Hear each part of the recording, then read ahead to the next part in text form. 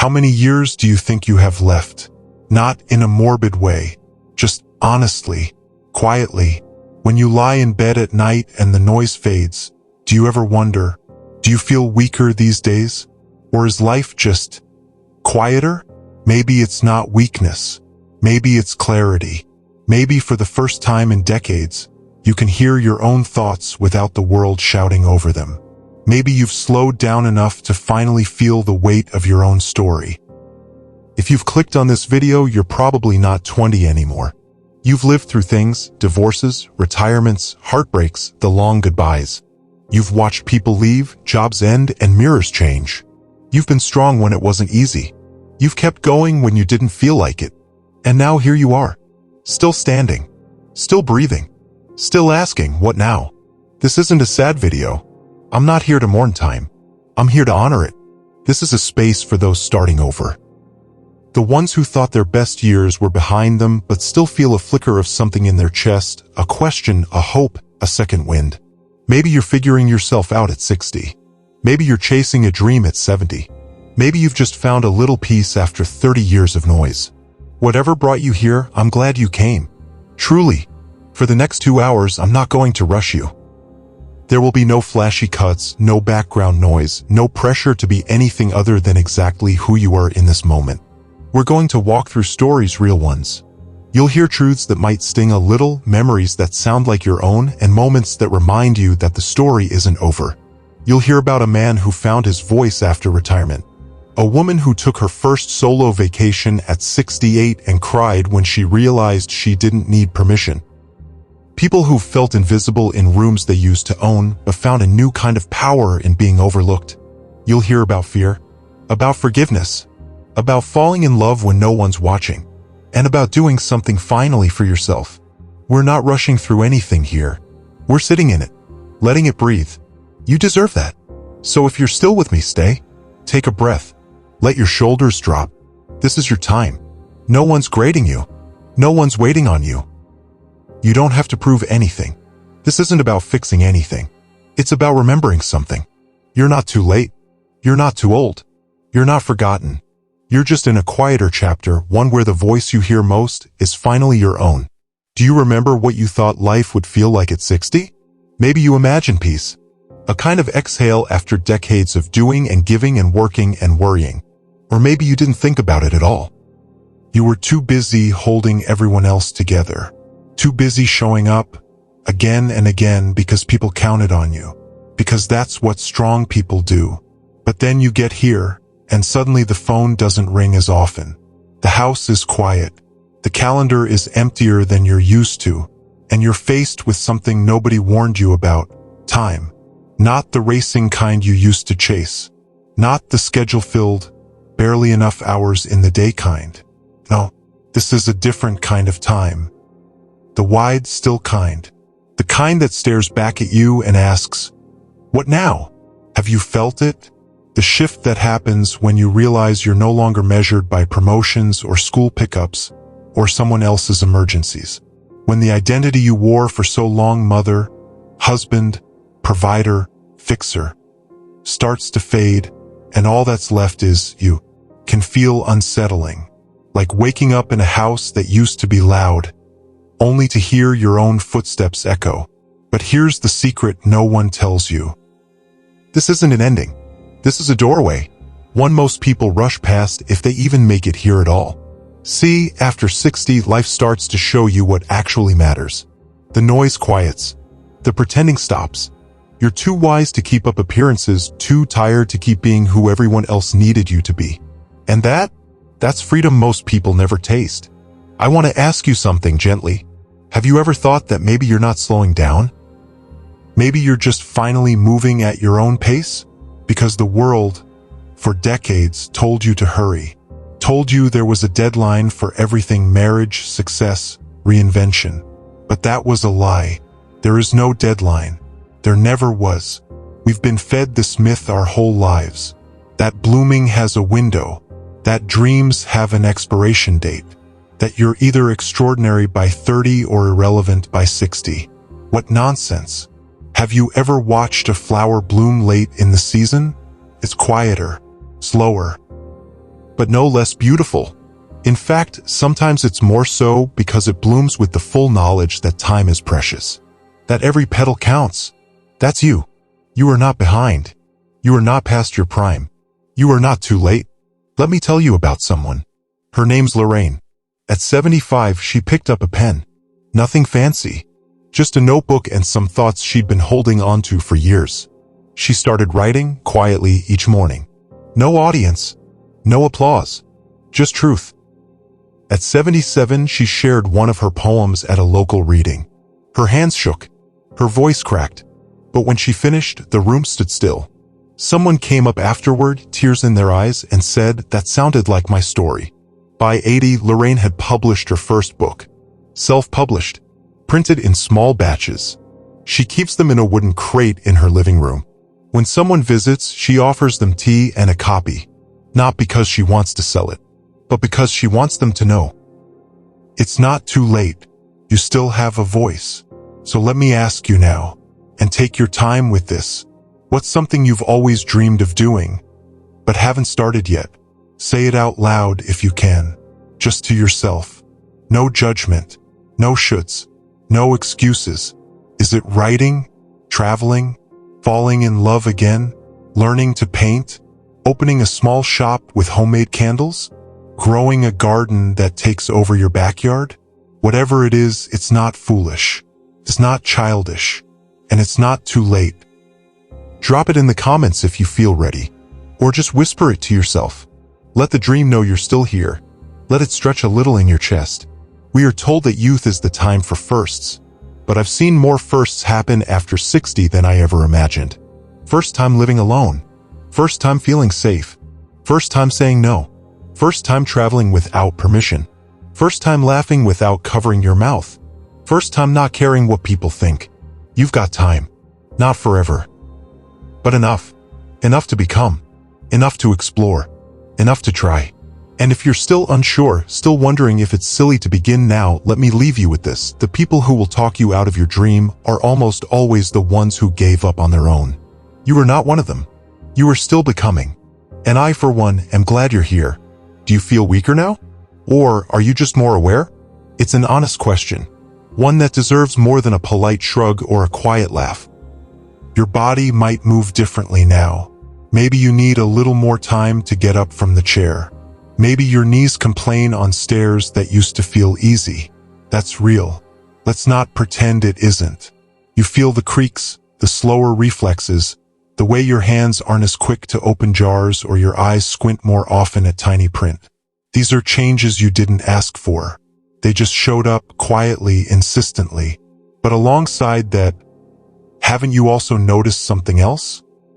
You notice the way the afternoon light stretches across your kitchen wall now. You sit longer at the table. You hear your own breath when you're alone. And for once, you don't rush to fill the silence. You've become more aware of time, of your feelings, of the way your coffee tastes different depending on your mood. That awareness, that's not weakness. That's wisdom. Maybe the world didn't slow down. Maybe you did, because now you know you don't have to race it anymore. You've run enough races. You've competed silently with other parents, other colleagues, other expectations. And now there's no finish line to chase. Just space. There's a strange power in that. In not having to prove anything. In letting go of urgency. When you were younger, everything felt like a sprint. Impress, achieve, please, repeat. Now it's different. Now you pause before speaking. You think before reacting. You don't have to be the first to answer or the loudest. That's not weakness. That's strength. That's the kind of power that doesn't need applause. I knew a man once, name was Harold. 70 years old. Retired, worn out from a career he didn't love but stuck with for decades because it paid the bills.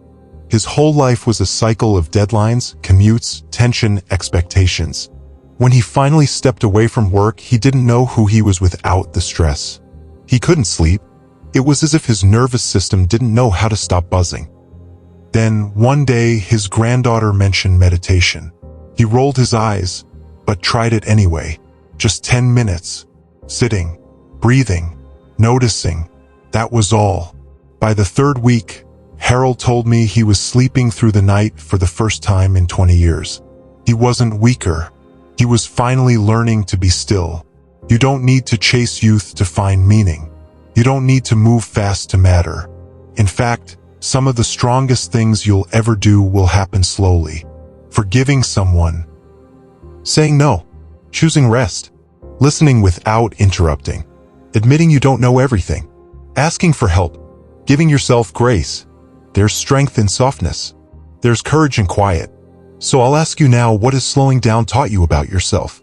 Not what other people see, not what the mirror shows, but what you've learned, about what you need, about what matters, about who you are without the noise. Drop it in the comments if you'd like, or just sit with it for a minute. Let that awareness settle in. Let it speak, because this awareness you're building, this way you've started to feel things more deeply. It's not an ending. It's an arrival.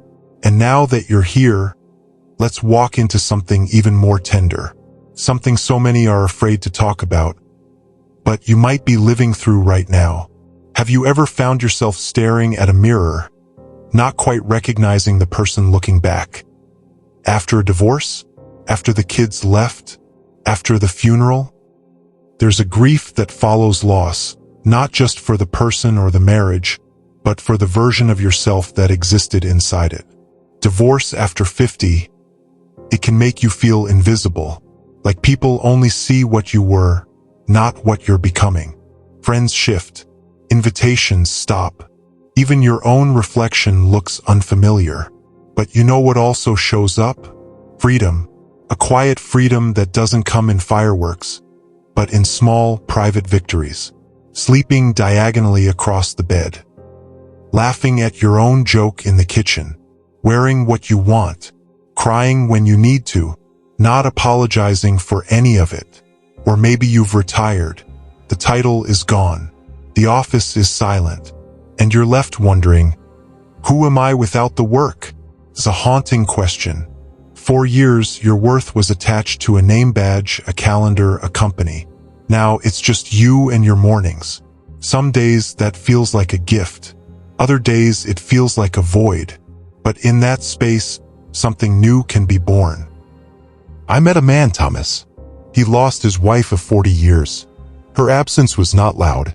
It was subtle, like a cup missing from a set. He didn't know how to live without her. Until one day, his daughter gave him a plane ticket. Paris. Alone. He didn't want to go. He almost didn't. But he did. He sat in a park for hours. He watched old couples hold hands. He listened to musicians on street corners. He didn't say much. But on the last day, as he sipped coffee on a tiny balcony, he told me, I found a part of me in Paris I didn't know existed. The part that still wants to live. You were not lost. You were in between. And that space between what was and what's next is sacred. That's the space where you get to decide who you want to be now. Where you lay down the story that's been told about you and begin writing the one that's truly yours. The loss, the heartbreak, the endings, they're not the final words. They're punctuation. They give rhythm to the next sentence. Maybe for years, decades even, you begged for a moment like this. Just a sliver of silence. A pause. Time to breathe. But now that it's here, you're not sure what to do with it. The noise used to be constant, didn't it? Alarms. Meetings. Soccer games. Grocery lists. Apologies. Expectations. The mental load of keeping everyone else okay. You carried it like second nature, and now you don't have to anymore. But what does that mean? It can be disorienting. To finally hear your own thoughts again. To realize how long it's been since you asked yourself, what do I need? And when the answer comes, sometimes it's nothing dramatic. Not a trip, not a reinvention, not even a change. Sometimes it's just peace. Real peace. Not the kind you steal in a 5-minute break while cooking dinner. Not the kind you beg for when crying in the bathroom, but a full, open stillness. A slow morning where you don't rush your tea. A walk outside where you listen to the birds and realize they've been singing all along. You were just too busy to hear. An evening where the TV stays off and instead you sit present with yourself. Quiet doesn't mean lonely. Sometimes it means powerful. Because in that quiet, you remember things. Like how strong you had to be for so long. How much you gave. How little you asked for in return. How often you put yourself last. But also, how much you still carry inside you. And maybe now is the time to let go of what's been weighing you down. All the regrets. The guilt. The should-haves and the shouldn't-haves. Let it go. You don't have to carry it into this next chapter.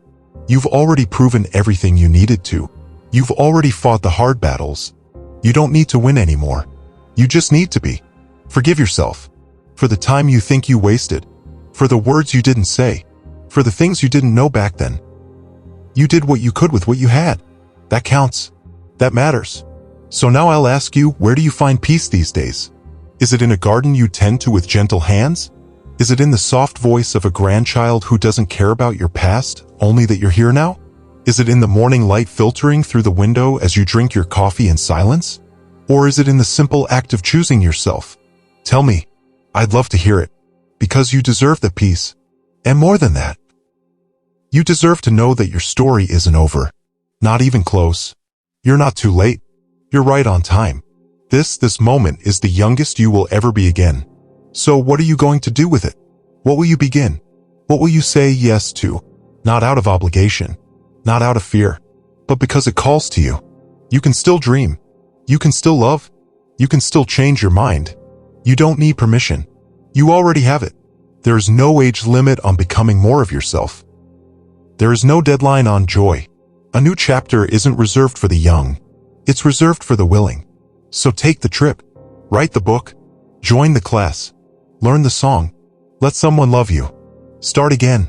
Don't wait for the stars to align. You are the alignment. And if you're still searching, if you're still curious, if your heart still wonders, then you're exactly where you're meant to be. Subscribe if these words found you when you needed them. Share this with someone who thinks it's too late. And tell me, in the comments, if you can, what does your new beginning look like? Because I believe in it. And I believe in you.